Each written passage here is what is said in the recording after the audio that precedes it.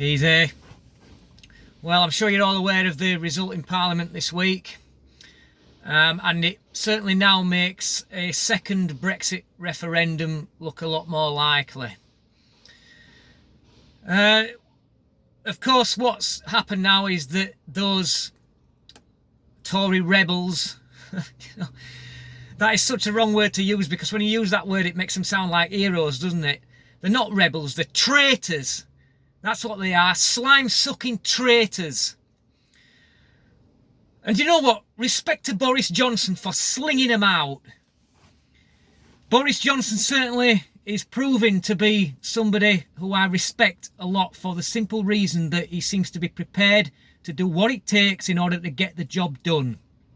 And that's a quality I respect, is that in people. But of course what these traitors have done is they have handed all control now to the EU, who've basically got us over a barrel. Our friends and neighbours in the EU. Of course, they are not our friends and neighbours. Well, I dare say that the people, in the general people, the working people there are, but certainly this sneering elite in the EU are not.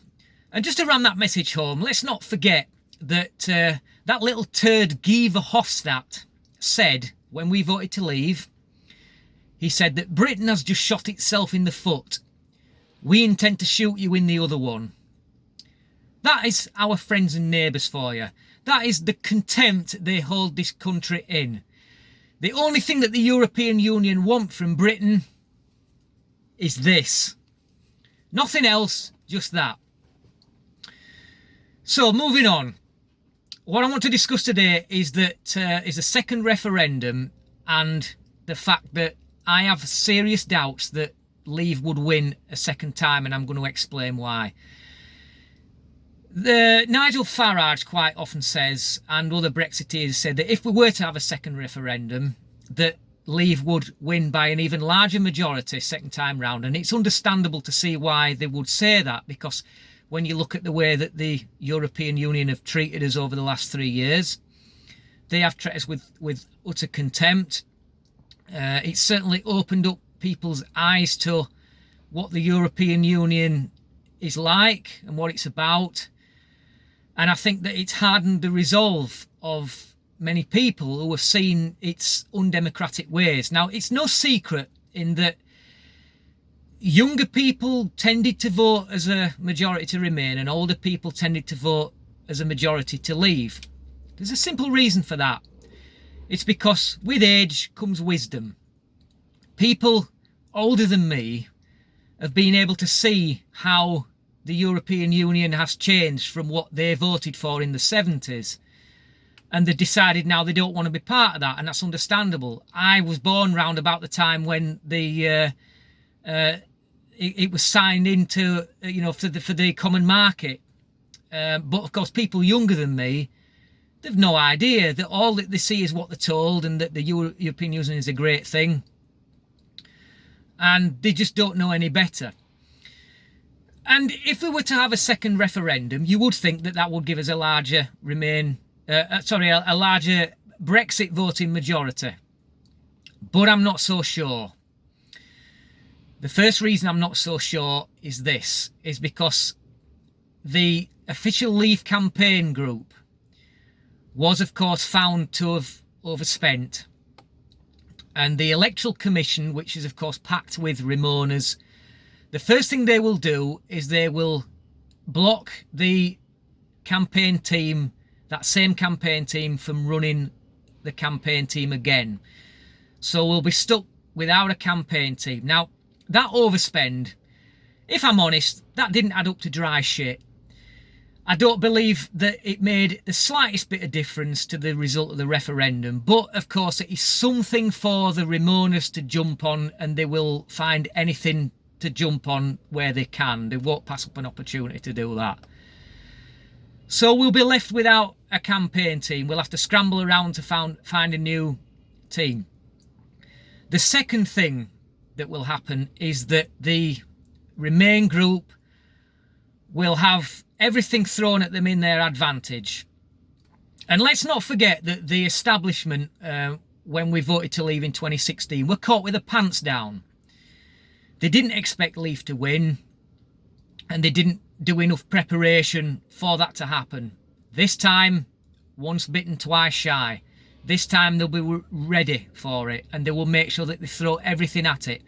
The first thing that they will try and do is that they will try and make it so 16-year-olds are allowed to vote. They're going to say, oh, well, it's their future. We need to think about them.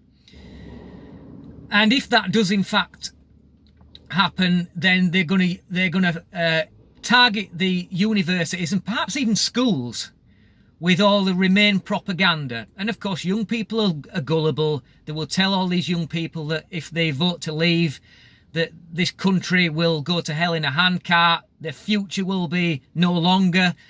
It will be stolen from them by the nasty old people who voted to leave.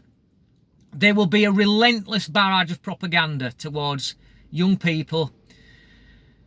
And of course, we all know that the group Best for Britain is funded by George Soros. They have access to unlimited funding.